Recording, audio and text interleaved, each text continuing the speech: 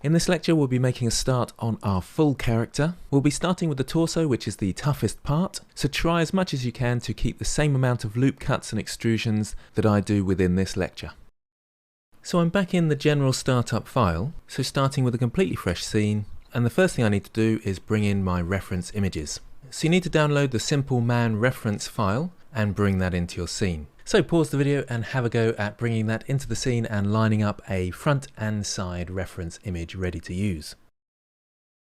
So a quick reminder, we can click and drag our file. Of course I could have been in front view for Blender so I didn't have to rearrange this, but I can just press Alt G and Alt R to remove any movement or rotation, and then RX 90, then enter to rotate it around the X-axis 90 degrees. Let's go to front view now and position this, but before that I'll go to X-ray mode so I can easily see it. G to grab, into position, roughly around there. Now one thing I haven't said a lot about so far is the actual grid units. The default cube is 2 meters big, so each of these grid units here is 1 meter. So this is a very big person at the moment, and a lot of the time it doesn't matter too much, but if you're doing anything like a game environment, then having a character that's the right size, it will give you a reference point for all your buildings and the heights of different objects, so it really does help. So we'll want to scale this down so that they're about 1 meter 80, somewhere around there. So S to scale and move it into position. I'll zoom in a bit and I can't really see my background grid, so let's go to the object data properties here, turn on opacity and bring that right down so we can see the axes. 0.2 is working well for me, but that's mainly so you can see it in the recording. You might have your own preference. I'll zoom in a bit more and move it above the floor and make sure the Z-axis is going right through the middle like this. The feet aren't particularly flat, so somewhere around there should work. Okay, so that would be 1.8 meters, so this sort of height is going to be absolutely fine. Okay, so let's come around and move this backwards, G then Y, so we can move that backwards out of the way there. Shift D to duplicate, RZ 90, so we rotate it in the Z-axis 90 degrees, and let's go to side view with 3 on my numpad, and move this into position. So G then Y, move it across there. This can be a lot more rough because there's no symmetry to worry about. Back into perspective view, G then X, and move that to the side there. Now we can select our cube. I'll go to front view and I'll scale this down and we'll start at the torso. So G then Z, scale it down a bit more so it's roughly the right size. Now one thing that might help you is to press N and go to item. Then you can see your actual dimensions there. So this is now a 30 centimeter square. And what may also help is your location here. I've got nothing on the X and Y, only on the Z. So if I do a mirror down the middle, I know it's nicely on this axis here. So just be aware, if you press G to grab and it's slightly off center like that, we can recenter that by clicking and dragging on the X and Y and typing in 0. And you can see it goes right back into the middle there.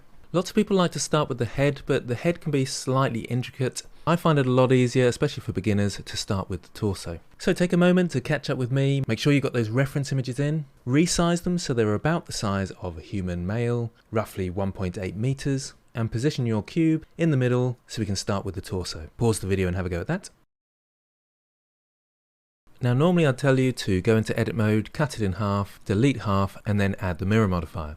Well, there's a lovely add-on that does all this for you. If we go up to edit, down to preferences, into add-ons here, and type in auto mirror. In fact, if you type in auto, you can see the auto mirror there. Make sure that's ticked, and just double check by clicking this button here that you have auto save preferences on. That means when you close this down, you will have the auto mirror enabled. To find that, you come across to edit, and there's the auto mirror there, and I can click on the down arrow, and we want to mirror along the X-axis, so along the X-axis here, and the side we want to keep is the positive, so this side is the positive, so this side will be the one that stays and this side will be deleted. So cut and mirror is what we're trying to do. Use the clipping so it will stick together in the middle, and we can press auto mirror. Now it looks like nothing's happened, but if I go into edit mode, you can see that we've got half our shape cut in half nicely, and if I go to my modifiers, there's our mirror modifier along the X-axis with clipping enabled. That's an add-on that I use all the time because it really speeds things up. What you must always remember is that it's working around this pivot point here. So whenever you press auto mirror, it thinks you want that point to be the middle. So make sure it is in the middle. Remember, you can move it by going into edit mode, selecting your whole shape and pressing G, So that's keeping it still but moving the rest of your shape, or go into object mode, come up to options and origins. And then if I press G then X now, you can see I can move the origin about. I'll undo that and turn it off and go back into edit mode. So pause the video and use the auto mirror to cut your cube in half and give it a mirror modifier. Okay, so the last thing to do is to go to side view and set up our cube in side view. I can select these both here. Do remember that I'm in X-ray mode. So when I box select, I select the back one as well, or the middle one in this case, in fact. So back to side view with 3, G to grab, and move that into position up the top here. So we'll do the top of the chest like this. Now notice we haven't got enough points along here to follow the line of the chest. The back's not too bad, but the chest is a bit of a problem. It sticks out a lot further. So this is a good place to put in a loop cut around here. So Control R to do a loop cut around there, double left click, and then I can move these points, because there are 2 points there, G to grab and move them forwards like this. And I can move these very slightly as well. These can come backwards a tiny bit, I think, just around there. So that's one of the first things to understand, is following a curve like this, you could have absolutely loads of points down here. The more points you have, the more it will follow the curve, but with those points comes a lot of complexity and a lot of vertices to move into position. So we want to try and keep things as simple as possible, but still conforming to this outline shape that we have in the background.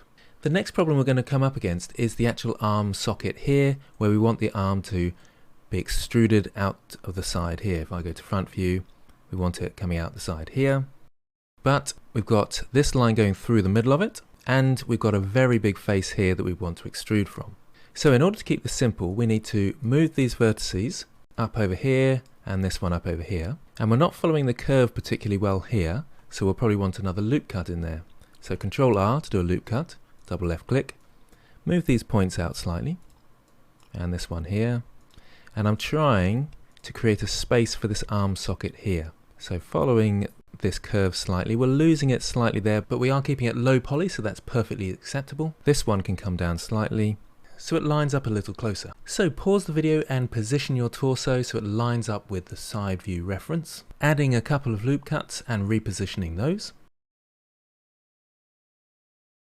So if I come around to here, we need this edge to come backwards slightly.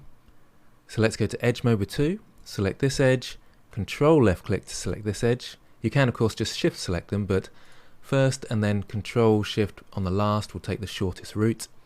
And then we can use the edge slide option, so GG, to slide those backwards to somewhere around there. And we can have a bit of curve on the back here as well, so this one and this one, GG, and slide those forward as well.